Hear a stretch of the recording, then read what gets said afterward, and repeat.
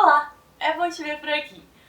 No mini vídeos dessa semana a gente vai ter uma conversa super polêmica, porque a gente fez questão de não conversar sobre isso antes de gravar, então a gente não sabe a opinião um do outro sobre esse assunto. Pois é.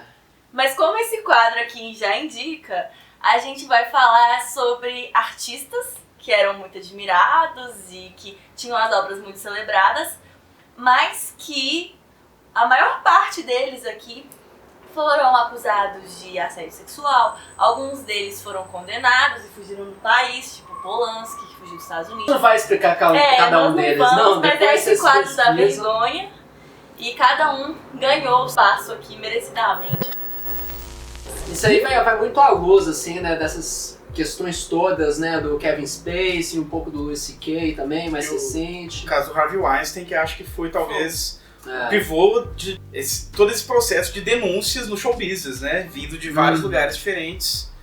Acho que muito isso começou com o Harvey Weinstein. Não, eu li no Reddit, é outra origem, é sério. Foi a morte do Hugh Hefner. Ele tinha tipo uma aura sobrenatural de poder ser um abusador, que aí quando ele morreu, ele parou de ter esse poder. Nossa. E aí todo o abuso veio à tona, entendeu? Quando foi tipo no They Live, aí a antena ficava na cara. Exatamente. Brincadeiras à parte, isso nem é assunto de brincar.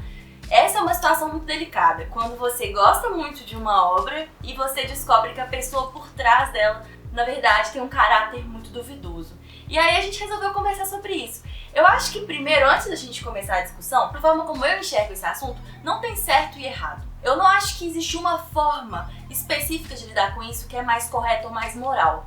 Porque o que eu sinto é que o consumo de arte é um negócio muito íntimo. Não é fácil você descartar um filme que mexeu muito, te arrebatou demais. Então, eu sinto assim que ninguém deve ser obrigado a deixar de gostar das coisas, embora é sempre muito importante se permitir o senso crítico a respeito do criador da obra. Mas assim, eu acho que a primeira coisa é que eu não vejo isso como uma forma, que existe uma forma certa e uma forma errada de agir. Mas vocês querem falar como vocês se sentem? Eu acho que tem um certo grau de dimensão ética, mas que eu acho que vai se dar menos em em quais obras você consome ou não, mas na forma na qual você consome. Então, por exemplo, eu acho que já existe uma diferença de cara entre artistas vivos e artistas mortos. Total. Sabe? Porque tem muito a ver com a arte como um modo de subsistência dessa galera, né? Então, quando você consome um determinado produto, ainda mais consome de forma a endossar economicamente, financeiramente, um produto de um canalha, né? Você tá bancando o cara, né? Você tá bancando a produção dele e tal. Quando você, sei lá, é muito diferente você ouvir o CD de uma banda na sua casa e você usar a camisa dela na rua, sabe? Então todos esses elementos, eu acho que é um pouco nesse sentido, de um consumo ético, sabe? Então tipo assim, não, ok, eu gosto da arte dessa pessoa, mas eu me recuso a endossar ostensivamente o que ela faz. E eu acho que essa discussão é muito interessante porque entra na questão do anacronismo também. Por exemplo, aqui a gente tentou colocar pessoas mais recentes, assim, que ou estão vivas ou que morreram há relativo pouco tempo. Mas aí eu sinto assim, que quando alguém tá fazendo uma coisa muito que é parte daquela época, que é uma parte que tem um contexto social e histórico muito importante, eu entendo como um certo anacronismo. Por exemplo, criticar o Shakespeare, por exemplo, como por ser machista, coisas assim que eu sinto que não cabem. A mulher no Shakespeare é retratada de forma, tipo assim, né? Esse tipo de coisa. Nas aulas, na literatura, né, porque a gente é formado e mestre em literatura, então, tipo assim, em aulas de literatura é muito comum esse tipo de crítica, e é uma coisa que me incomoda porque eu sinto que ninguém é obrigado a ser a vanguarda do pensamento social do seu tempo. E meio que é isso que você impõe às pessoas quando você faz esse tipo de crítica. E aí eu vejo também uma outra coisa, porque algumas dessas questões aqui também são recuperações em retroativo de erros passados dessa galera, né? Tipo assim, por exemplo, se eu não me engano, Kevin Spacey foi um caso que ele teve nos anos 80 e que agora veio à tona e que por isso trouxe uma série de consequências e que ele agora está sendo assunto, né? Não é que ele tá perdoado por ter sido nos anos 80, que era um outro universo, assim, moral. Mas é outra coisa a ser pensada também, né? Como que isso às vezes acontece fora do tempo. Agora, o que você comentou Mas é porque, só antes de você terminar, é porque o Kevin Spacey também foi acusado de várias formas de abuso no set de House of Cards. Exatamente.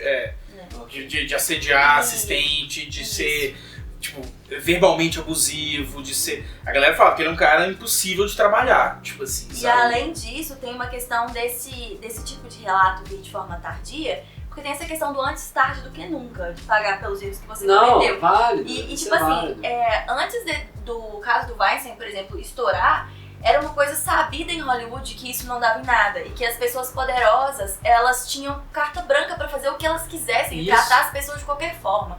Então eu sinto que foi muito importante. E é por isso, sabe? Eu sinto que a pessoa que é vítima de um caso de abuso ou de assédio, ela já é vítima pra gente exigir que ela age da melhor forma e da forma perfeita, sabe? Tipo, cada um sabe a sua própria forma de lidar com dor. Então, assim, se ela precisou de sentir que agora ela vai ter suporte, agora ela vai ser ouvida, que bom, pelo menos, que a hora chegou e que agora ela pode falar disso, sabe? Não, com certeza. E eu acho que nesses casos, especialmente, a gente sente... Porque uma crítica é justamente isso, nunca há consequência. Mas dessa vez houve consequências severas, econômicas e, assim, que corre risco de destruir com carreira mesmo. No caso do Louis C.K., por exemplo, o filme dele estava com data de estreia marcada, já o filme pronto. Aí foi cancelado, a distribuidora meio que abandonou o projeto. Fora isso, ele teve... A Netflix não vai mais produzir os especiais dele. E ele tá tendo uma série de outros abandonos. A FX não sabe se vai continuar as relações com o Louis C.K. E ele, assim, foi bacana, pelo menos a resposta dele foi o melhor possível verbalmente, né, pelo menos. Mas que mostra isso. O que eu vejo dessa forma é que agora a gente não vai ver o Louis C.K. por um bom tempo aí, que ele vai ficar na geladeira. E ele mesmo falou que ele vai tomar um tempo, que ele termina a carreira falando, eu já falei demais na minha carreira toda, agora é hora de eu escutar. Então acho que ele vai dar uma E subida. ele fala long time mesmo, assim. E o Kevin Spacey, mesma coisa. A Netflix anunciou que deve cortar fora lá e isso aí. Mas eu acho que assim, falando do Louis C.K., aproveitando o gancho, tem um aspecto do caso dele que eu acho que a gente poderia pensar se tem outros casos que também são assim, e que eu li até alguns artigos que argumentavam isso a respeito. Tem um crítico que eu gosto muito, que é o Matt Zeitz, que ele fez um artigo falando sobre isso. Porque a obra do Louis C.K., ela tem um caráter confessional, né? E ele meio que foi muito inaugural, né? Ele foi uma referência no humor americano das últimas 2 décadas, por trazer essa coisa desse humor meio autodepreciativo e muito íntimo. Só que ele tinha uma coisa que é muito típica do humor dele, que é levar experimentos mentais ao extremo. São aquelas coisas que você admite no fundo da sua cabeça, mas você não admite o que você pensou, você não fala com ninguém, e ele verbaliza isso. E muito do humor dele vem disso, coisas que você sabe, que são do seu ritmo, só que você não tem coragem de falar, mas é tudo muito no plano da fantasia. Quando o caso dele vem à tona, várias piadas dele ganham uma dimensão muito bizarra. Pensando no caso dele, as piadas que ele faz sobre masturbação ganham outra coisa. Aquela do more of me, né? Sabe? E aí você pensa, pô, como que eu vou consumir essa obra eticamente agora? Como que eu vou rever aquele especial, sabendo que eu sei agora, eu vou receber da mesma forma? E aí eu acho que é um tipo de caso, na minha opinião, que puxa mais pro não consumo, pro boicote mais geral, no sentido que, assim, eu acho que você se incomoda de consumir coisas, ou você deveria se incomodar, sei lá. A minha relação com esse tipo de acontecimento de mídia é mais ou menos parecido com o meu relacionamento com vegetarianismo. Por quê? Eu sei que matar animais pra comer é errado, cara. Não é legal, não. A gente acha que tá tudo bem, não tá, não. Isso tem uma série de implicações econômicas, morais, e que a gente já passou muito, ecológicas, que já passou muito desse ponto de continuar comendo carne do jeito que a gente come. Continuo comendo carne. Porque eu não quero, tipo assim, eu tenho eu fico adiando essa conversa comigo mesmo sobre esse tipo de consumo. Eu acho que tem muito a ver com esse consumo de carne. Agora, uma outra questão também me incomoda muito, e eu vou trazer um contraponto que é polêmico. Me incomoda muito essa abordagem preto no branco demais que a galera aborda quando tem essa questão desses personagens, assim, dessas pessoas. Que o fato da pessoa ter, de fato, cometer o crime não tem que ser necessariamente perdoada assim, de cara por conta dessas questões, mas eu acho injusto também, não com a pessoa, mas com a obra, isso ser descartado simplesmente, porque não é assim que acontece o consumo de mídia e como é a conversa dentro da sociedade. No meu ver, claro, né? E muitas vezes, aqui é um caso extremo, porque passa por crimes, mas tem vezes que tem acusação e eu vejo de forma um pouco hipócrita até você falar que a pessoa é o demônio, sendo que, na verdade, a gente também erra muito, só que a gente não é figura pública, né? Tanto quanto essas pessoas. Então eu acho que merece um cuidado, assim, um pesar da balança para ver até onde esse limite é você jogando pedra junto com um monte de gente e até onde o erro e o problema é real. No caso aqui, crimes, né? É diferente, mas é um pouco dentro da mesma conversa. Eu não sei, eu tomo isso de uma forma um pouco cautelosa também. É difícil, eu acho que é tem graus, difícil, porque eu também acho que tem umas questões, a gente tem que pensar que, de uma forma ou de outra, a gente tem avançado em vários debates que até então não se avançavam. Então, onde eu quero chegar com isso? Não é porque abuso nunca foi punido que ele não deve ser punido a partir de agora. Não, e perfeitamente, sabe? perfeitamente. E aí eu fico muito assim da gente ficar, às vezes, relativizando a gravidade de algumas coisas. É claro, um O.J. Simpson é um caso pior do que, sei lá, o Louis C.K. Agora, não quer dizer que um caso é bom. Porque um caso a gente não pode condenar, não no sentido legal, jurídico, mas no sentido ético-moral, sabe? Então, assim, eu concordo que há gradações. Eu, pessoalmente, tenho uma profunda crença em reabilitação, mas eu também acho que não dá pra cair num relativismo moral que acaba sendo limpar a barra e passar pano. E vocês acham que pedir desculpa é o suficiente? No caso, Louis C.K., por exemplo, ele escreveu uma carta. Porque o que aconteceu no caso dele foi que ele foi acusado por 5 mulheres. Pelo menos ele respondeu rápido depois dessa matéria do New York Times. Porque já tinha essa discussão antes em que ele negou. Mas... E aí ele foi acusado no New York Times por 5 mulheres. 5 pessoas que estavam começando a carreira na comédia, né? Pelo que eu entendi. E ele escreveu uma carta falando que era verdade, que ele realmente fez o que elas acusaram ele de fazer. Mas que ele estava muito arrependido, que já tinha muito tempo que ele tinha entendido que essa postura não era uma postura correta. Enfim, é uma carta ok. Só que eu sinto que ele falou o máximo que dava pra falar, mas eu sinto que faltou fazer alguma coisa. Eu sinto que, no caso dele, por exemplo, que é uma pessoa de muito sucesso, que ele é uma pessoa que tem muito sucesso financeiro, pra mim ficou faltando coisa tipo, não, mas então agora eu me comprometo a doar tantos milhões pra essa causa aqui, de vítimas de abuso sexual, ou vítimas de violência sexual de qualquer forma. Ou assim, não, eu me comprometo então a financiar essa organização de mulheres comediantes, porque eu sinto que eu prejudiquei carreiras de pessoas. Mas tipo assim, eu sinto que fica muito na hipocrisia quando você fala, eu me arrependo demais, mas eu também não vou fazer nada. Olha como eu sei escrever. A gente sabe que ele sabe escrever, a gente ri das coisas que ele escreve. Então, cadê eu fazer? E isso me incomoda, sabe? E eu acho que o cara, ele entende os mecanismos emocionais, né? Ele tem essa... Eu acho que aqui é o caso de tentar pensar na justiça como uma coisa dual, que é uma combinação entre reabilitação e reparação. E eu acho que essa é a questão da reparação que tem que vir à tona. Eu acho que a justiça implica essas duas coisas. Galera, a gente não é da área do direito, eu não sou, então assim, é claro que essas discussões acho que vão até mais a fundo se a gente entrar nas implicações da ética jurídica e tal, que inclusive quem puder contribuir com esse debate nos comentários, ajuda aí, né, com certeza.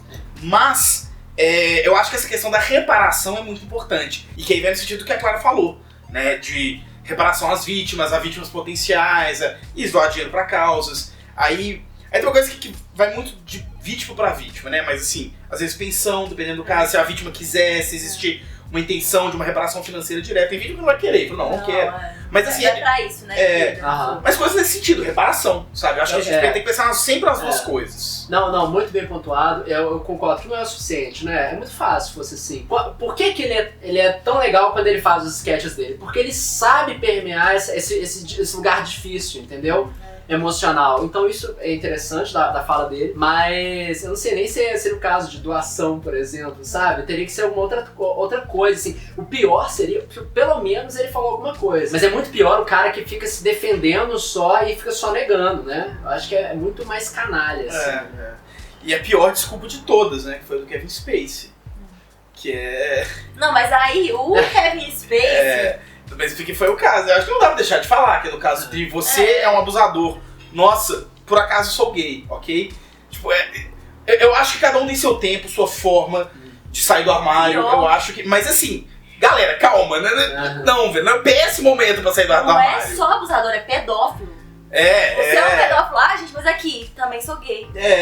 Na época era bissexual, mas agora eu sou gay. Ainda como se ser bissexual era uma falha que ele já tinha consertado e agora ele vivia só como homem gay. Não, assim, tudo errado, né? Tudo errado. É uma conversa muito difícil, eu acho. É uma conversa muito difícil. Então, eu acho assim, com base no que a gente tá conversando, eu sinto que tem 3 formas de lidar com o fato de que você descobriu que o artista que você admira é um canalha. A primeira, por exemplo, é não levar esse tipo de coisa em consideração quando você vai escolher que tipo de obra consumir. Porque eu acho que se você escolhe por essa abordagem que a gente já discutiu, da morte do autor, por exemplo, você não vai usar questões biográficas para interpretar a obra, pra mim faz sentido, se é assim que você se sente bem, também não levar isso em consideração, questões biográficas, na hora de escolher o que você vai assistir. Eu acho uma abordagem possível, plausível. Existe uma abordagem que é essa retroativa, tipo, a partir de agora que eu descobri, eu não financio isso mais, ou eu não consumo isso mais, mas as coisas que eu consumi antes, eu já consumi, eu já gosto, não vou... Me constitui enquanto indivíduo, me fazer parte do meu repertório interno. E essa questão também retroativa, no caso, tipo assim, se a pessoa é viva e eu posso dar suporte a ela, eu não vou dar mais suporte financeiro, embora eu ainda vou assistir o DVD que eu tenho em casa. E por fim, a abordagem, claro, de não consumir nada nunca mais da pessoa, que também é muito razoável, porque a gente tem que pensar nos grupos minoritários. Uma mulher que resolve não consumir mais nada, tipo do Johnny Depp, por exemplo, porque acha que a postura dele ofende pessoalmente, e de certa forma, sim. A gente resolveu discutir esse assunto por causa do nosso vídeo sobre diretores favoritos, em que 4 pessoas pediram pra gente fazer esse vídeo, o Clélio, o Álvaro, o Alessandro e o Gustavo. Então tá aqui a nossa discussão que vocês queriam. Isso aqui é tipo assim, é um debate de opinião que, por exemplo, eu não sei como é que eu lido com isso ainda, tô aprendendo essa parte. Eu acho que é um debate que não se esgota, né? Eu acho que a gente difícil, continua nos comentários, coloquem aí, a gente vai responder vocês, a gente sempre assina os comentários, então o debate continua, assim, a gente só começou a conversa. Gente tá só introduzindo a nossa forma de pensar e falando um pouco sobre isso pra puxar a discussão pra gente ter nesse momento que tá tão oportuno pra gente decidir como é que a gente vai agir quando os produtores das mídias que a gente gosta de consumir tem esse tipo. Tem algum rosto que tá faltando aqui? Não, com certeza tem. Da gravação desse vídeo até a publicação vão vir mais vários à tona. Mas a gente pode conversar sobre eles nos comentários. Mas é isso então. Então até a próxima. Tchau.